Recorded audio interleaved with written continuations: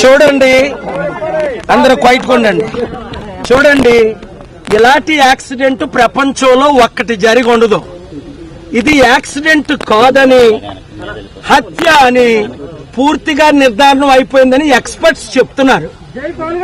ఒకటి, ఇక్కడ post mortem చేసిన ఎవరు ఆయన హెడ్, ఆయన ఎందుకు రాలేదు? అసిస్టెంట్ సూపరింటెండెంట్ మాట్లాడతానని వెయిట్ చేసి బాడీని తీసుకెళ్లి నన్నే మీరు మోసం చేస్తున్నారంటే ఇది కేవలం కుట్రపూరితమని నేను సుప్రీంకోర్టు వరకు వెళ్తాను.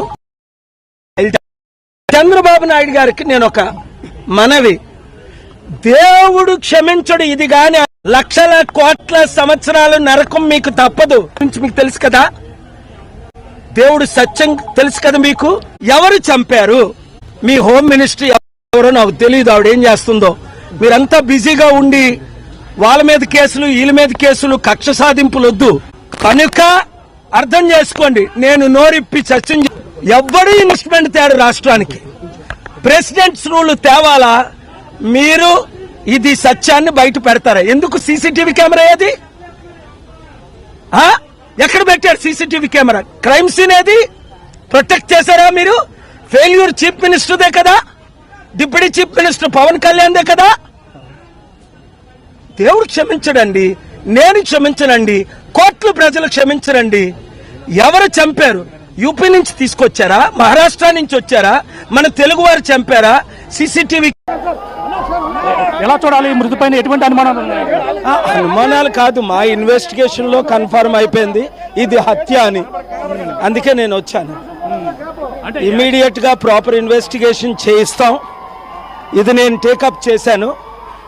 ఇక్కడ పోలీసులు ఏంటి, డాక్టర్స్ ఏంటి, పోస్ట్ మార్టంలో ఇది యాక్సిడెంట్ కాదు అని నిన్న ఓ సీనియర్ పోలీస్ ఆఫీసరే చెప్పి, ఇప్పుడు దాని గురించి నేను మాట్లాడను. ఇక్కడ పోలీసులు ఏంటి, డాక్టర్స్ చూసిన తర్వాత అనుమానాలు కాదు, మా ఇన్వెస్టిగేషన్ లో కన్ఫర్మ్ అయిపోయింది ఇది హత్య అని.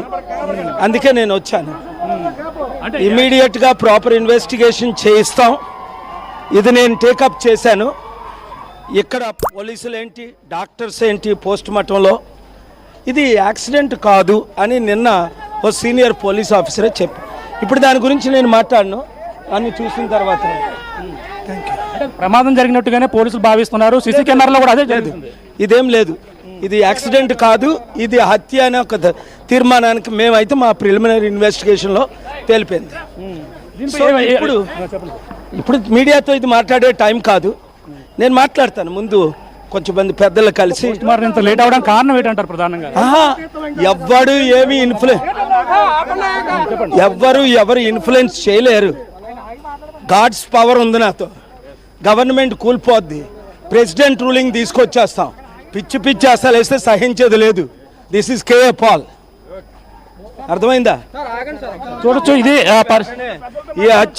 ఈ హత్యలు వెంటనే మానుకోవాలి, ఇన్వెస్టిగేషన్ చెయ్యాలి. ఎవరు చంపారు, ఎలా చంపారు, ఎక్కడ చంపారు, ఎందుకు చంపారు, ఎవరు దీన్ని చంపించారు, ఇలాంటివన్నీ ఇన్వెస్టిగేషన్లో తేలుతుంది. ఇప్పటికే తేలిపోయి ఉంటుంది. నేను ఎఫ్ఐఆర్ అయిందా లేదా రిపోర్ట్స్ అన్నీ ఆల్రెడీ నేను నిన్న మెసేజ్ పెట్టాను సీఎం గారికి. గౌరవంగా ఆయన యాక్షన్ తీసుకోకపోతే ప్రాపర్ ఇన్వెస్టిగేషన్ మేము తీసుకుంటాం. సనాతన ధర్మ పవన్ కళ్యాణ్ హైకోర్టులో నిన్న సుప్రీంకోర్టు ఆర్గ్యుమెంట్ చేశాను, ఇప్పుడు హైకోర్టులో ఆర్గ్యుమెంట్ చేసి వస్తున్నాను.